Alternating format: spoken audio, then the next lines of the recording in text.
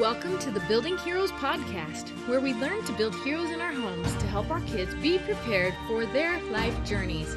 Hi, I'm your host, Molly Christensen, and I love to encourage and mentor you on your path. Hey there, welcome to the Building Heroes podcast, episode 39. And today, I have a special treat for you. So a few episodes back, on episode 35, I shared an interview that I did with my oldest son. Because I know sometimes maybe people think, well, she's teaching all these ideas about homeschooling. They're a little different than mainstream, but does it really work? And a lot of you loved this interview, and you let me know that it gave you so much hope, and it really gave you something to look towards as well, to see the possibilities. So I got to thinking, I was like, why not interview my son's wife too? Because she was homeschooled, she's amazing, and I didn't actually homeschool her, but it's good to see some of these outcomes for sure. So what you're going to hear next are some excerpts from the guest interview that I did inside of our Heroes Journey membership, where we support you on the Homeschool Heroes Journey. And if you want to hear the full interview, not too late to join us. It's there. Hey everyone, welcome to this month's guest interview. And I am really excited today for this guest. I think she is too. You can tell. Yes. This is my daughter-in-law, Erin, and she is married to my oldest son, who was a guest interview from last month. And she wanted a turn too, right? Yeah. Saw how fun that was. Anyway, I am so grateful for Erin. She is so wonderful for my son, Casey. And they are a power couple. They do amazing things. And I'm always so impressed with all the awesome stuff you guys do. So Erin was also homeschooled. And so I thought it would be fun to have her on here too and have her tell you a little bit more about her homeschool journey and what she's doing now. So tell us, Erin, tell us about your journey. Okay, awesome. You're right. I'm so excited. Casey and I joke that you haven't reached homeschool success until you've been asked to be like on a past homeschooler panel as an adult to speak about your experience. So I feel like this is just topping off all of my time as a homeschooler. It's really bringing it all full circle. So I'm excited. So I was homeschooled almost my entire life, K through 12. I have two older siblings above me, and my mom had been sending them to school and had been dealing with that system. And I went to like kindergarten and I think maybe first grade, but she just didn't love it. There were some frustrations there. And so she decided to pull us out of school. And so I started homeschool fairly early on, but something that I feel like is maybe unique about my situation is that my mom was always willing to kind of let us direct our education. So every 3 years or so, I would start to feel left out. I would start to feel like I was missing out, and I would be like, Mom, I want to go to public school. And she would let me. She would sign me up for the public school or for the charter school. And I would go for about 3 months, and then I would just be like, this is a disaster. I can't do this anymore. And then I would go home for another 3 or 4 years. So I think I ended up attending 3 months of third grade and 4 months of seventh grade. And then that was it. I was done by the time I had completed those. I realized homeschooling was the way to go for me. I remember just as a third grader, I was going to elementary school because I thought it was what I wanted to do. And I just remember thinking to myself that they were just wasting my time. I would sit there and I was learning, spending so much time on math and English and all these basic things that I already understood, and I didn't feel like were very valuable. And at the time, I was learning to play the harp, so I had a lot of musical programming going on, and I was big into theater, and so there were just other things that I wanted to spend my time on, and I felt like they were just eating that time up. And so as a homeschooler, I felt like I was able to dedicate that time to where I was interested and what I wanted to do, and that really kind of became the theme of my entire education, because I got to spend the time where I wanted to. So as I got older, I was homeschooled through high school, but I really stopped calling it homeschooling because I felt like sometimes homeschoolers have a bad rap, especially when you're in high school. So I started telling people I was scatter schooled. And what that meant was that I just kind of picked different pieces of the education that I wanted. So, I went to orchestra at this one school, and I went to speech and debate at the private debate league, and I took math from this specific tutor or this teacher, and I did everything else at home on a program or whatever. So that's what I told people. I just kind of followed where my passions led me and let that direct me. And that meant a lot of different things over the years, but I feel like it ended up giving me a really well-rounded education, and I was really happy with it. I felt so fulfilled as a teenager. I felt like I was doing the things that I loved, and it was awesome. So that was my homeschooling journey. I'm turning 22 tomorrow. So for context, I've been out of high school, I guess, for like 4 years. I did go to BYU after I graduated, and graduated from there just over a year ago with a degree in political science. And I work now as a policy analyst for a local government think tank. I work with local governments on their policy and reforming their current legislation and enacting new, better laws. And this fall, I'm actually leaving that job to attend law school at Brigham Young University, back there where I started on a full-ride scholarship. So that's I only say that because I feel like a lot of homeschoolers and homeschool parents worry that being homeschooled is setting your child back for if you go to college or any graduate program or anything. So I throw that out there as a testament that, it's not going to hold you back in any way. Yeah, it definitely doesn't have to, and it can definitely be a huge advantage. And I did not know that term, scatter school. I like it, because I kind of call that like buffet schooling or smorgasbording. Yeah. Where you just look at all those awesome opportunities out there and you pick and choose the best ones out there. So love that. Exactly. People just have, like, when you say homeschooling, I feel like we've come a long way since then, but I just felt like when I said homeschooling, people thought I was like hunkered down in my basement and I never left my house and I didn't know what the outside world looked like, and I just didn't like that connotation. And so that's where that came from, because it really is, I think, the best of both worlds. You're totally right. Well, and also, just talking about homeschool stereotypes, I know a lot of teenagers don't like to claim homeschool as their school. Like, my girls will often say they online school, which who doesn't these days, right? So, just as far as stereotypes go, I think that so many people in this world just think that we stay in our pajamas all day and we're socially awkward and we we just run around doing whatever we feel like, which is really not true for the most part. Yeah, it's funny. You're totally right. As a teenager, especially, I was like, I don't want to claim that. But now I let people get to know me as an adult, and then I'll throw out that I'm homeschooled. And they're like, oh my gosh, you seem so normal. Like, that's crazy. What? And it's like, yeah. So I'm trying to combat that stereotype, but it's going to take a while. Well, and I think that's really what so many of us want to do as homeschoolers, because even when I started homeschooling, I was just like, do I have to wear a denim jumper?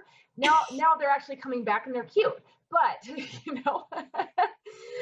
it is an interesting thing to tackle those stereotypes, and I think it's awesome when we do have these fully homeschooled kids or scatter schooled, whatever.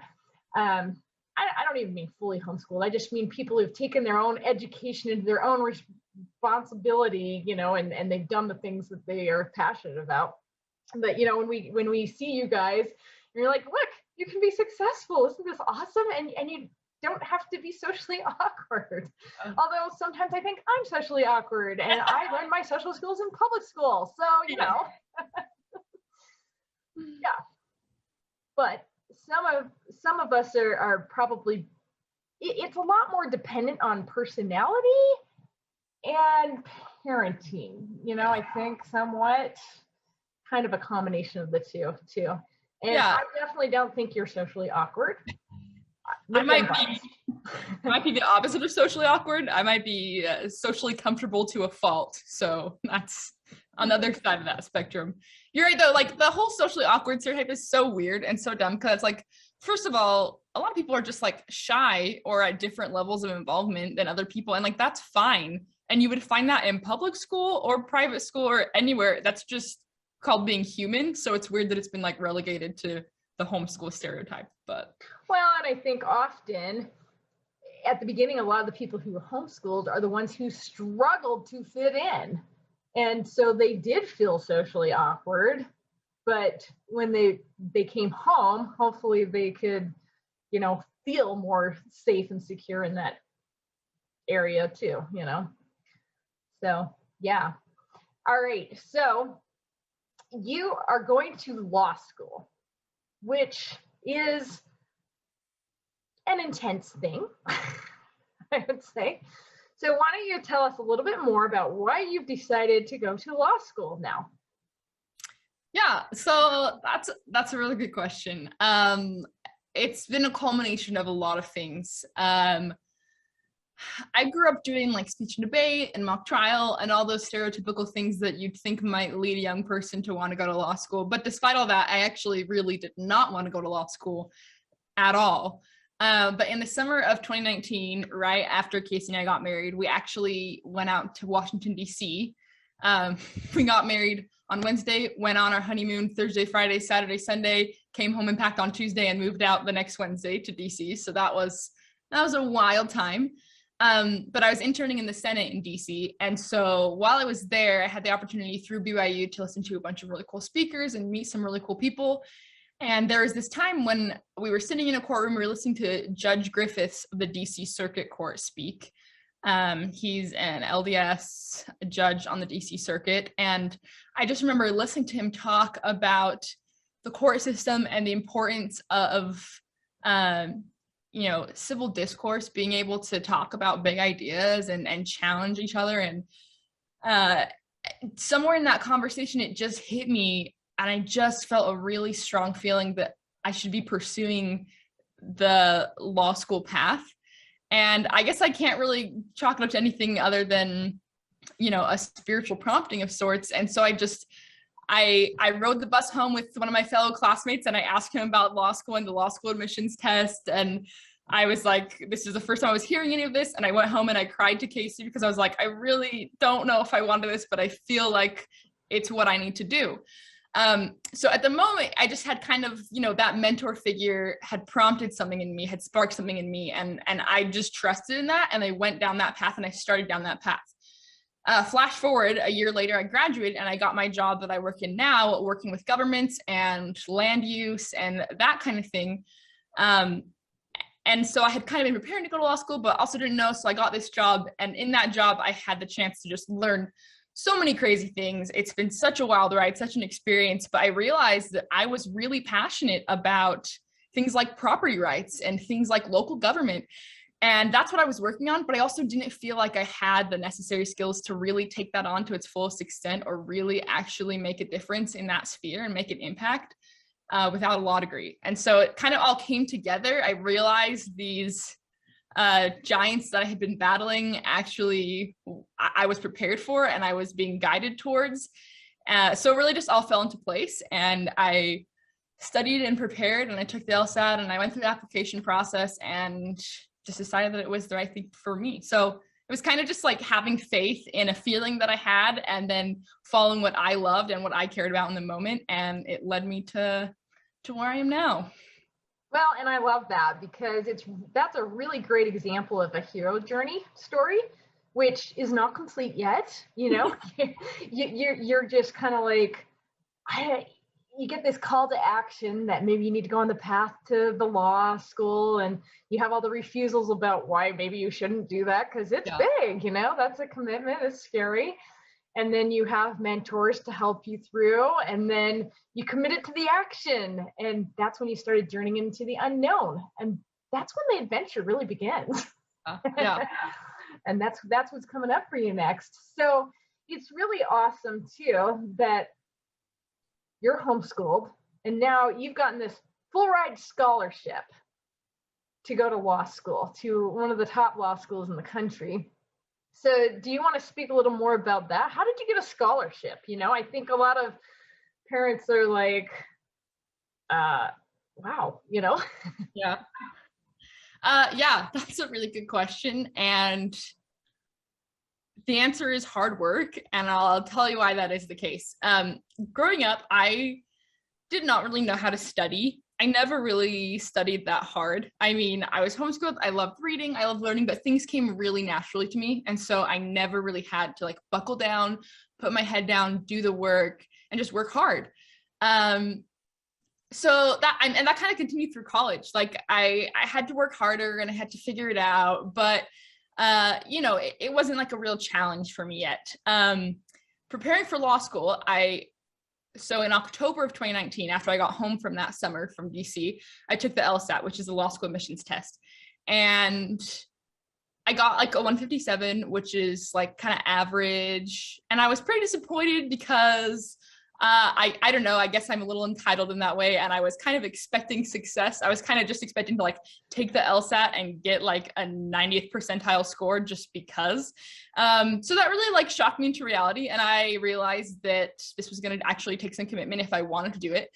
So I took a while to decide if that was what I wanted to do. I wasn't sure, I had to actually take the time to decide and commit.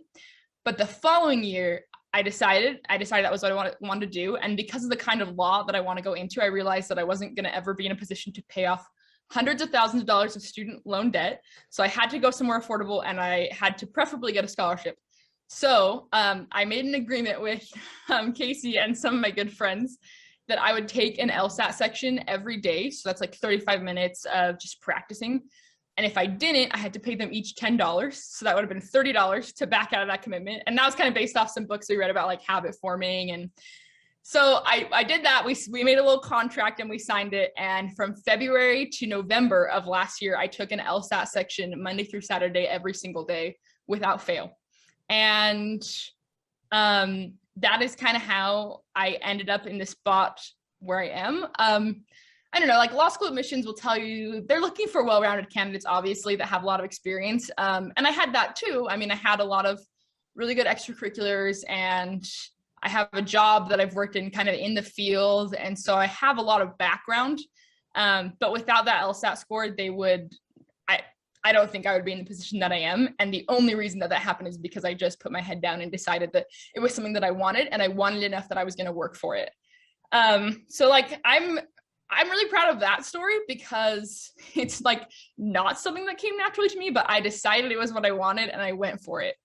And so, yeah, I don't know if that answers your question, but I feel like that is the reason that I was offered a scholarship. And it's just because I kind of nailed that test because I committed to it and I really wanted to do well at it. And it's funny, I have like a kind of similar story on the other side. When I was applying to go to college in the first place, I wanted to get really good at ACT. I wanted a really good ACT score. And I was like, I'm going to study, I'm going to do all this stuff. And I did not do those things. I never really got around to it and I couldn't be bothered. And so I didn't do it. And, I got an okay score. I got into college. It was fine. But, looking at those past two experiences now, I realized the difference is just the ability to just like put in the work and work hard. And I think that's what made the difference for me and got me to this position. And that's hopefully awesome. That answers that question. No, that's awesome. And what, maybe you were feeling kind of like a failure somewhat because you didn't do well earlier on, but you still have more chances to succeed in life. Yeah. I mean, I'm sure you didn't feel like a failure because you probably did pretty good, but on that ACT, but yeah, like you were like, oh, I could have done a lot better, Yeah. Well, and that was my reaction when I took my first LSAT too. I was like, are you serious? That's all I got? Like, dang it, and you take a second to like feel sorry for yourself. But I've been reading this psychology book by this professor. Her name's Carol Dweck, and it's called Mindset, and it's about having a growth mindset. And so in the past, I've been the kind of person that reacts to failure like, oh, that's an assessment of my value. Like, I'm a disaster. Like, wow, I really bombed that. Like, I must be a bad person. But failing or just like not doing well at something should always be perceived as like just an opportunity to do better and commit and try harder. Like, it's a blessing that it's not easy because it means you get to learn something. So I know that sounds really cheesy and it's a lot harder to put into practice, but it's easy to say it after having taken a step back. Well, totally. But the more you practice, the better you get at it, is what I figured out. You know, I mean, and I want to go this direction now a little bit too. You sound like a person who is pretty motivated, pretty intelligent, can, work the system pretty well. I don't mean really work the system, but you didn't have to study much, you said. So did you find that was almost a detriment to you, just having the things come easily to you, or did you find that helped you out a lot? How do you see that? It was both. Yeah, I think it was absolutely both of those things.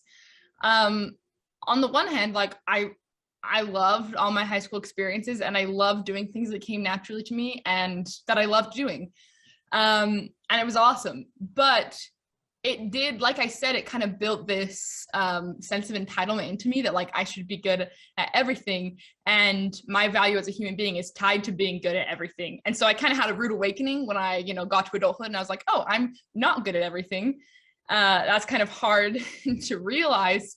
But it provides a really valuable opportunity, because when you're in that situation, and you face something that it's uncomfortable, or it's new, or it's different, or it's hard, it just gives you a chance to practice that. Just like you're saying, the more that you practice that and the more that you respond well to challenges, the better you're going to be at it.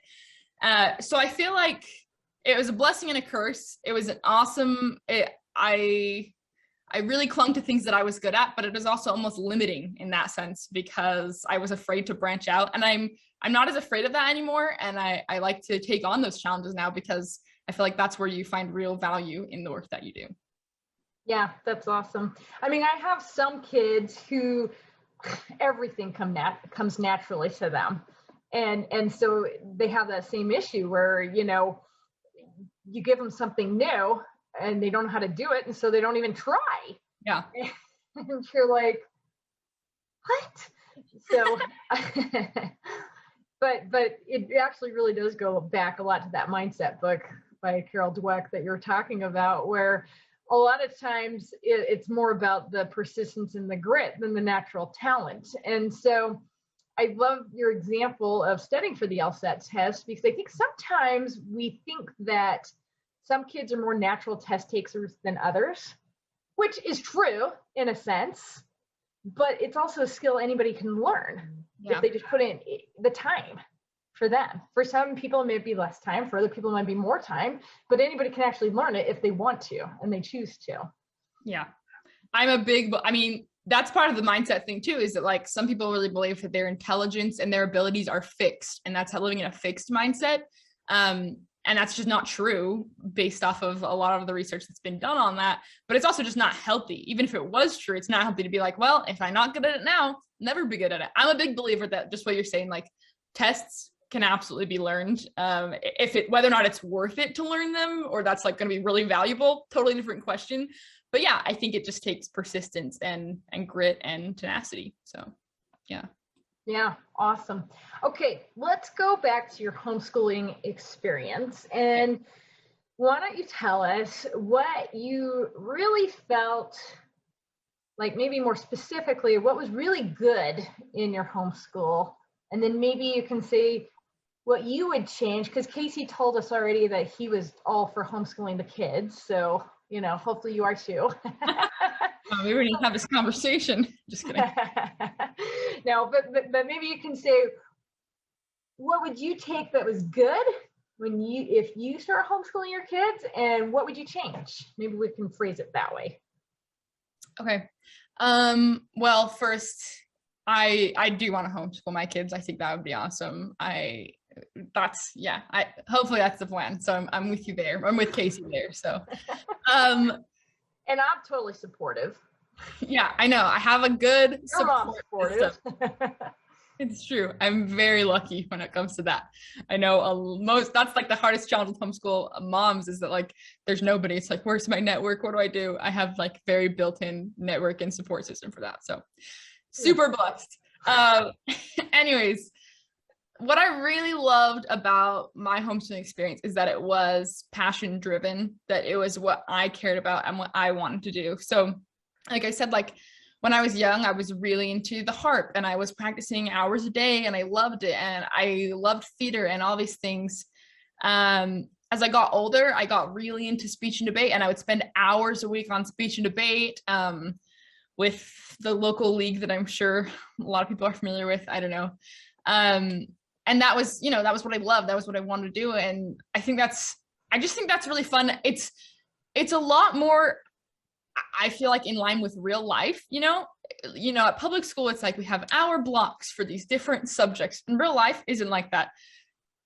If you don't want to do a day of math out of college, like, I don't feel like you really have to, you can figure it out. And if you don't want to go to a language arts, there's no like scheduled period for PE or language arts or whatever. It's, your life, and you're accountable for your decisions and you get to choose. And so I feel like you're really treating kids like adults in that sense, that they get to choose, at least to some extent. Obviously there's some basics that we need to get down.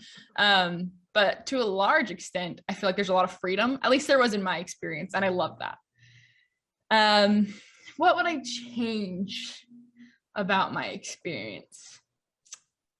I don't know. I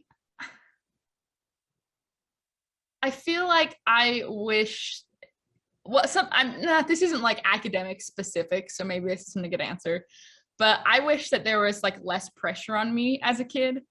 In homeschooling, I think it's weird when you homeschool your kids because you're mixing, right? Like, you're their parent, but you're also like their teacher and all of that stuff. And I feel like my little brain got that a little bit mixed up, and I kind of started to feel like my parents' love for me was conditional upon my performance and my abilities. And I just don't think that's really healthy for kids to feel that way. And that's probably not really my parents' fault. It's probably more a fault of my own, but I just want to make sure that my kids know that, we're all learning together in a safe space. And we're all on this journey together. And while academics are important, that's not where your worth comes from. And that's not why we love you. We love you, and God loves you independent of your academic performance or any of your other abilities. And so I feel like that's something I just want to make sure that my kids know and are confident in. Yes, that is awesome. And sometimes, despite how much you try to do that, they still sometimes take on those stories. Yeah, that's what I say. It's probably not my parents' fault. I think it's probably just my little brain. I wish that my brain did not do that to me, but I think it did, and it probably caused a lot of damage, but that's okay. Well, and sometimes, some people say that adulthood is really just healing from the stories we created as children. So, there you go. There's your next journey, right? And you're already realizing this now at only 22, which is amazing, given many of us don't figure that out for a long time. So thanks so much for joining me for this fun podcast interview with Erin. Isn't she great? While her parents homeschooled a little differently than I did, they still took a similar path of teaching their kids to go on their own hero's journey as well. And really, that's how it should be. Every single family is going to do things a little differently, but as we base it on these principles, it's going to work out. And you can do this too. So the principles are the same, looks different, got to be adapted for every family, but let's do this. Let's build heroes together. Thanks for listening to the Building Heroes podcast. Can you help more people join the Building Heroes movement by sharing this podcast? More people can find it when you subscribe to the show, rate it, and leave a review. For more help on building heroes in your home, get the free Building Heroes resources at www.buildingheroesacademy.com.